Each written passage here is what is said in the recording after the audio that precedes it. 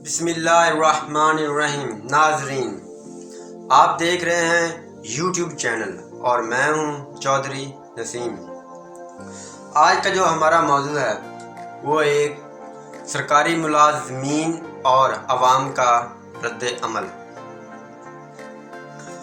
आज का जो सरकारी मुलाजमीन है वो अपने आप को बहुत आला समझते हैं एक आम आदमी की निस्बत। मैं अपने सरकारी मुलाजमीन से इल्तमास करता हूँ, खुदारा अपनी सोच को बदलें।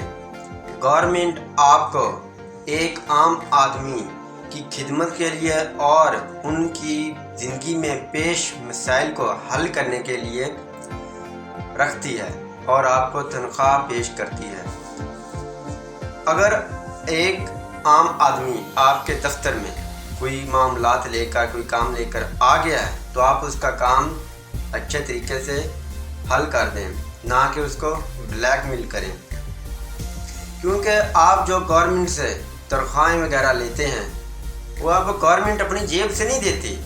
वो जो आप तनख्वाहें लेते हैं वो एक गरीब किसान मजदूर की जेब से निकला हुआ पैसा होता है। जो 1 रुपए की चीज़ परचेज करता है तो उसको टैक्स अदा करना पड़ता है और जो टैक्स गवर्नमेंट जमा करती है उस टैक्स से ही आपकी तनख्वाहें वगैरह निकाली जाती हैं।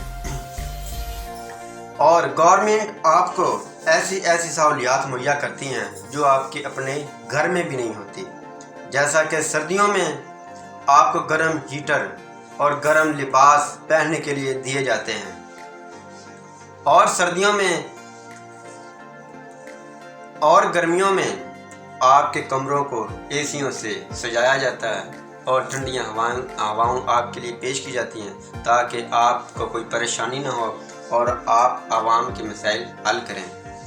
आप इसके बावजूद भी क्या करते हैं कि एक अगर गरीब आदमी किसान आया है, आप उसने आपको कोई काम करने के लिए कह दिया है तो पहली तो बात यह है कि आप उसको अपने दफ्तर में इंटर नहीं होने देंगे। अगर वो इंटर हो चुका है तो आप दूर से ही कहेंगे वहाँ बैठो, जाकर यहाँ बैठो। तो भाई मेरे, वो भी एक इंसान है, वो कोई हैवान नहीं है, वो भी आप तरह एक इंसान है।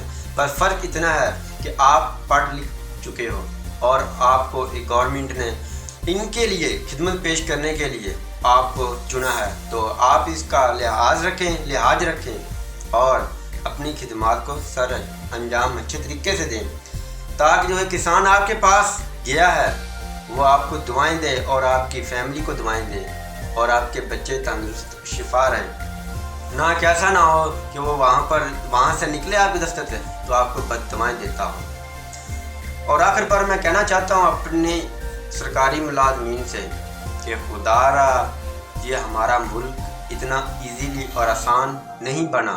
इसके पीछे हमारे बड़ों ने अपनी जानें कुर्बान की हैं और ये हमारा मुल्क पाकिस्तान हासिल किया है।